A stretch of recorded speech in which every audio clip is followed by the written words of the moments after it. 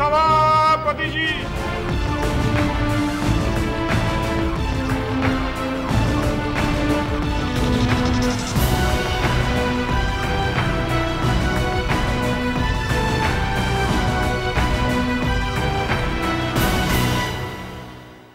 नमस्कार, सर्वधर्म संगम में आपका स्वागत है और मैं हूं आपके साथ सत्येंद्र भाटी।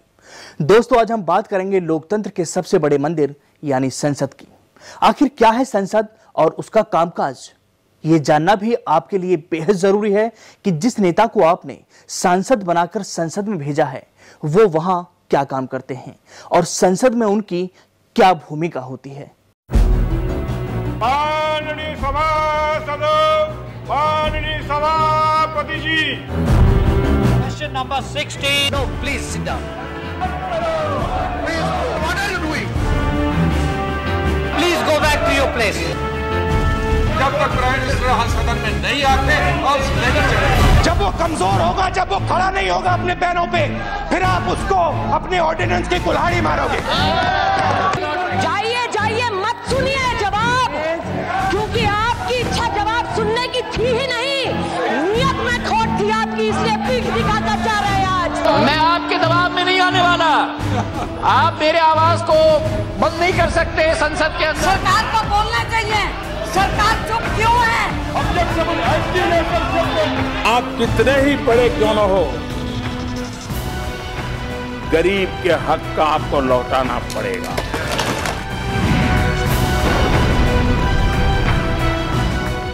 सत्रह जुलाई से संसद का मानसून सत्र शुरू हो रहा है, जो कि करीब 1 महीने तक चलेगा। लेकिन क्या आपको पता है संसद होती क्या है और ये कैसे चलती है? ये भी हम आपको बताएंगे, लेकिन उससे पहले आपके लिए ये जानना जरूरी है कि आखिर संसद है क्या और इसकी जरूरत क्यों पड़ी। देखिए हमारी एक खास रिपोर्ट।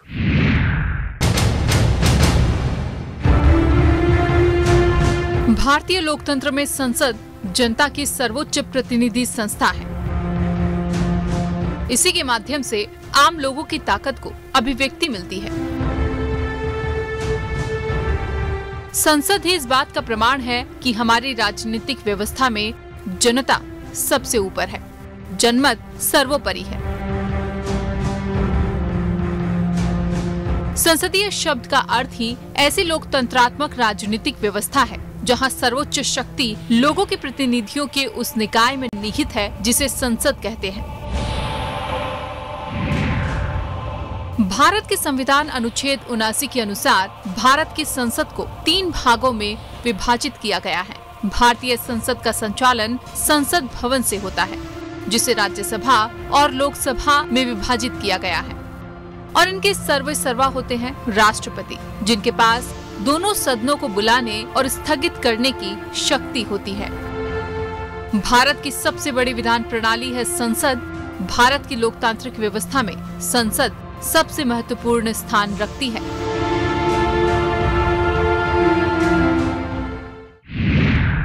ये तो आपने जाना कि आखिर संसद होती क्या है और उसके कितने अंग होते हैं।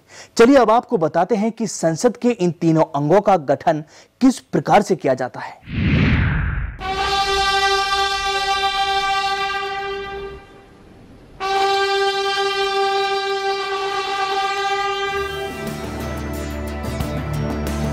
अभी तक ज्यादातर लोग जानते हैं कि राष्ट्रपति देश के सर्वोच्च नागरिक हैं, लेकिन ये बात शायद आप नहीं जानते होंगे कि देश की सर्वोच्च प्रतिनिधि संस्था संसद में भी राष्ट्रपति को एक अभिन्न अंग माना गया है।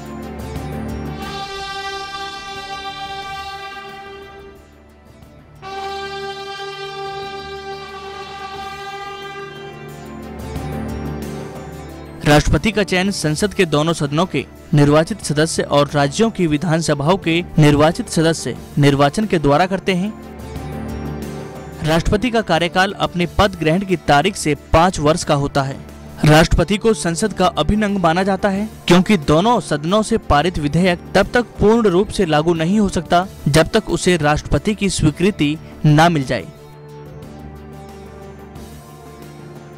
राष्ट्रपति ना तो किसी सदन का सदस्य होता है और ना ही किसी सदन की चर्चा में भाग ले सकता है। राज्यसभा में पर्याप्त सदस्य न होने की स्थिति में राष्ट्रपति अलग अलग क्षेत्रों के 12 जानकार व्यक्तियों को राज्यसभा में मनोनीत कर सकते हैं। और लोकसभा में आंग्ल भारतीय समुदाय के 2 सदस्यों को मनोनीत करने का अधिकार भी राष्ट्रपति के ही पास होता है।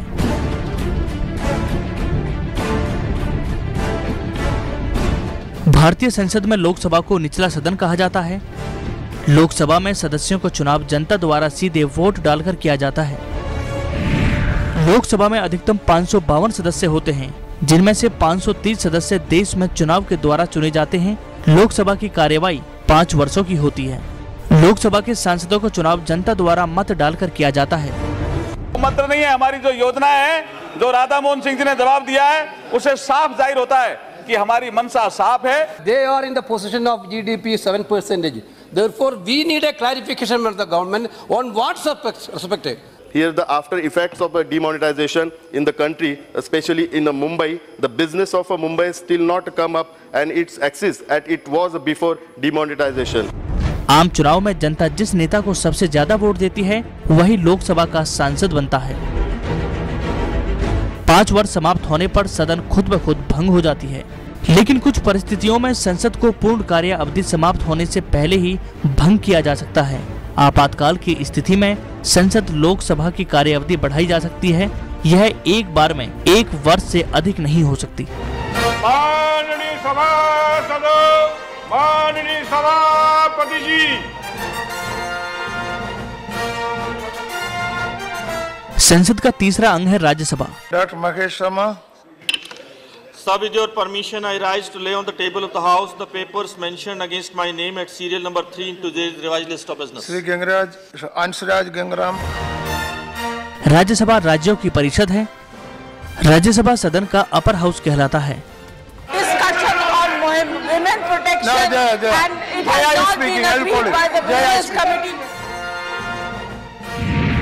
राज्यसभा में कुल 250 सदस्य होते हैं। राज्यसभा में प्रत्येक सदस्य का कार्यकाल 6 वर्ष का होता है। राज्यसभा के सांसदों का चयन जनता द्वारा ना होकर राज्य में जनता के प्रतिनिधि द्वारा किया जाता है, जिनमें राष्ट्रपति द्वारा मनोनीत 12 सदस्य और 238 राज्य और संघ राज्य द्वारा चुने गए सदस्य होते हैं। Act has come into practice, but we have not been able to really do much. Only around 2,83,000 bonded laborers have from 1976 till today. Only over 2,83,000 people, bonded laborers have been released and rehabilitated in this country. Ghaziabad के एक private school में एक लड़की प्रियवंशा तोमर पढ़ती थी, जिसके पिताजी 2 महीने की फीस नहीं दे सके। उसके घर में जाकर टीचर्स ने उसके फादर, उसके पिताजी की उनके साथ बुरा बिहेव किया, बुरा भला कहा। राज्यसभा को कभी भी भंग नहीं किया जा सकता। भारत के उपराष्ट्रपति ही राज्यसभा के सभापति होते हैं, जिनका चयन दोनों सदनों के निर्वाचित सदस्यों द्वारा किया जाता है।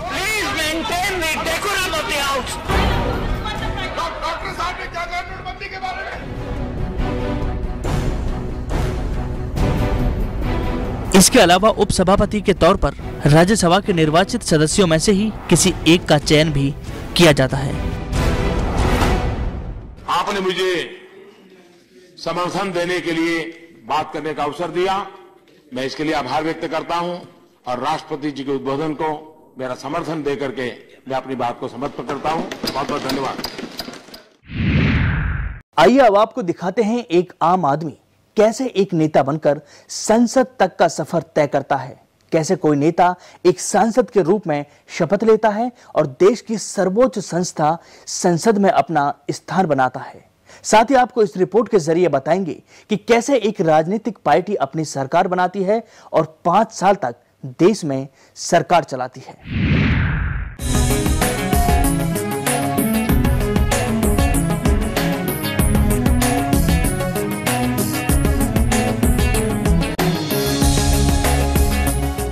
भारतीय लोकतंत्र दुनिया का सबसे बड़ा लोकतंत्र है। चुनाव आयोग द्वारा आम चुनावों की तारीखों का ऐलान होता है। सभी राजनीतिक पार्टियां अपने अपने चुनावी प्रचार प्रसार में लग जाती हैं।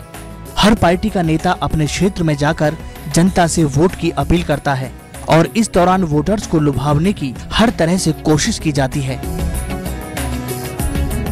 भ्रष्टाचार से लड़ने के लिए, भ्रष्टाचार को रोकने के लिए सूचना का अधिकार जैसा कानून हमने ही बनाया है, जिससे कोई भी नागरिक किसी भी सरकारी कामकाज के बारे में कानूनी तौर पर जानकारी हासिल कर सकता है। गलियों में घूमकर या रेहड़ी पटरी के जरिए 2 वक्त की रोटी जुटाने वालों को कोई परेशान ना करे, उन्हें सताए नहीं, इसके लिए आजीविका सुरक्षा कानून बनाया। इस दौरान पार्टियां एक दूसरे पर आरोप प्रत्यारोप लगाती हुई भी नजर आती हैं। 5 साल मायावती जी की जब सरकार थी तो अखिलेश उनके भ्रष्टाचार के गीत गाते थे। जब अखिलेश जी की सरकार आई तो कांग्रेस और मायावती दोनों उनके भ्रष्टाचार के गीत गाते थे। दिल्ली में 10 साल कांग्रेस के राज में सारे देश ने भ्रष्टाचार देखा है, सुना है, उसकी बदबू आज भी आ रही है। और फिर आता है वोटिंग का दिन। वोटिंग के बाद होती है वोटों की मतगणना। जिस पार्टी से प्रतिनिधि ज्यादा मतों से जीतते हैं वो पहले अपना दावा पेश करते हैं। राष्ट्रपति द्वारा उन्हें बहुमत साबित करने का मौका मिलता है और फिर बनती है सरकार।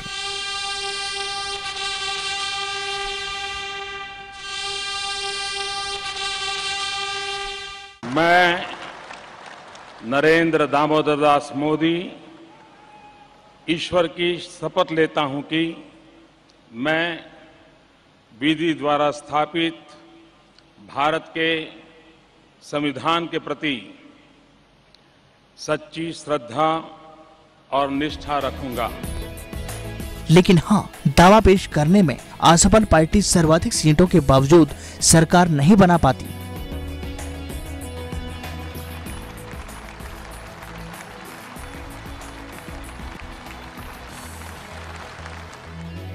ऐसा बिल्कुल नहीं है कि जिस पार्टी के सांसदों को सर्वाधिक सीटें मिले वही सरकार बनाई।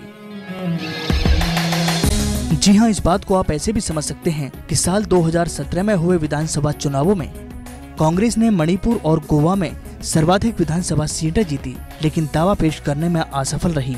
तो वहीं बीजेपी कम सीटों के साथ अन्य राजनीतिक दलों के साथ गठबंधन कर सरकार बनाने में कामयाब रही।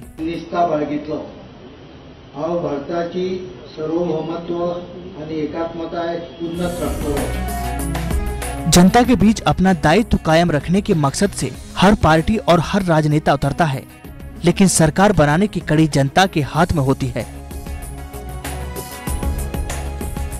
इसी तरह हमारी संसद के ढांचे में ढलकर सरकार आम जन के हित में उतरती है, लेकिन सरकार बनाने से पहले हर प्रतिनिधि को जनता की उम्मीदों पर खरा उतरना होता है।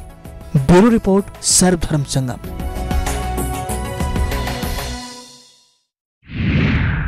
चलिए अब आपको लेकर चलते हैं संसद की वर्तमान स्थिति में कि वहां किस दल की क्या भूमिका है।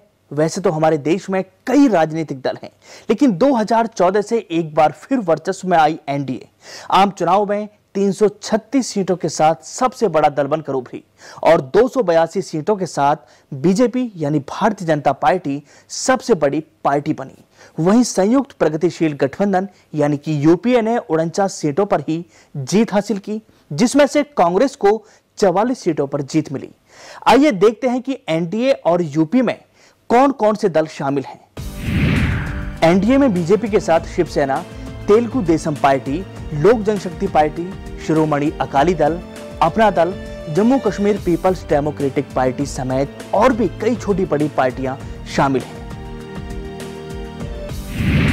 तो वहीं यूपीए में कांग्रेस सबसे बड़ी पार्टी है। इसके साथ डीएमके, इंडियन यूनियन मुस्लिम लीग, केरल कांग्रेस एम, साथ ही साथ रिवोल्यूशनरी सोशलिस्ट पार्टी समेत कई ऐसी पार्टी हैं जो कि इसके साथ में अभी भी शामिल हैं, जिनका 2014 में हुए लोकसभा चुनावों के दौरान भारी नुकसान भी हुआ। तो देखा आपने कि भारतीय लोकतंत्र में संसद की क्या भूमिका है और देश भर से किस तरह से जनता अपने सांसद को चुनकर संसद भेजती है। हमें उम्मीद है कि आज के इस कार्यक्रम से आपको संसद और सांसद के बारे में जरूर समझ आया होगा। इसलिए हम आपको सोमवार से शुरू हो रहे संसद के मानसून सत्र की हर बड़ी बहस के कुछ महत्वपूर्ण अंश दिखाएंगे और पूरे सप्ताह हुई संसद की हर गतिविधि से आपको अवगत कराएंगे। साथ ही इस बात का भी विश्लेषण करेंगे कि जिन सांसदों को आपने अपना अमूल्य वोट देकर संसद में भेजा है, क्या उन्होंने अपनी जिम्मेदारी का निर्वहन ठीक प्रकार से किया है या नहीं। बहरहाल आज के लिए बस इतना ही। मुझे दीजिए इजाजत। नमस्कार। माननीय सभासद, माननीय सभापति जी। Question number 16. No, please sit down. Please, what are you doing? Please go back to your place. जब तक प्राइम मिनिस्टर सदन में नहीं आते और नहीं चले। जब वो कमजोर होगा, जब वो खड़ा नहीं होगा अपने पैरों पे, फिर आप उसको अपने ऑर्डिनेंस की कुल्हाड़ी मारोगे। जाइए जाइए, मत सुनिए जवाब, क्योंकि आपकी इच्छा जवाब सुनने की थी ही नहीं। नियत में खोट थी आपकी, इसलिए पीठ दिखाकर जा रहे हैं आज। मैं आपके दबाव में नहीं आने वाला। आप मेरे आवाज को बंद नहीं कर सकते संसद के अंदर। सरकार को बोलना चाहिए, सरकार चुप क्यों है? आप कितने ही बड़े क्यों न हो, गरीब के हक का आपको लौटाना पड़ेगा।